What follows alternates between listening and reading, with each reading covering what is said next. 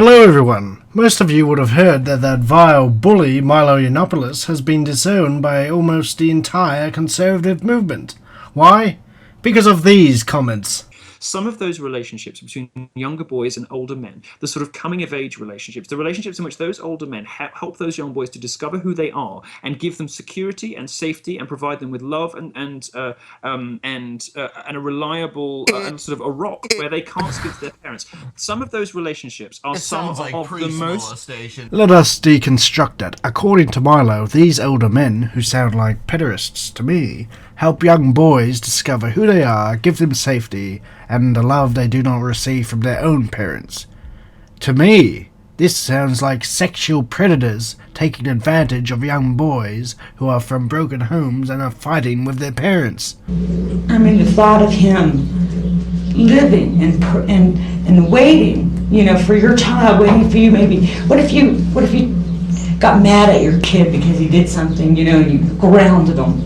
You know, so here he is, he's feeling bad, and here comes along Leland Stevenson to go, oh, poor Michael, you know, and I think that's how they work. You know, they prey on these children and how they can stand up and tell people what they believe in and that there's nothing that you can do about it.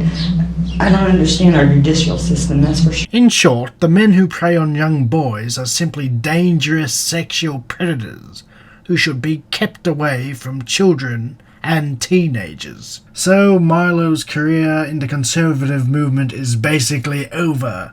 Yes, that sanctimonious windbag who often used his public appearances to bully those with less power than him is basically finished as a public figure.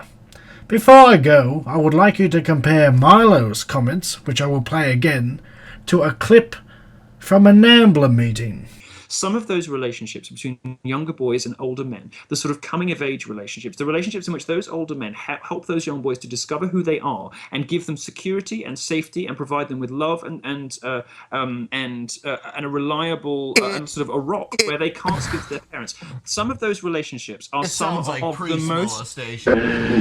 How many of the boys for whom they were then in prison came to visit the prisoner who had supposedly molested them as an expression of their affection for the person with whom they had a loving and consensual relationship. Thank you for taking that moral and beating it over the head into the...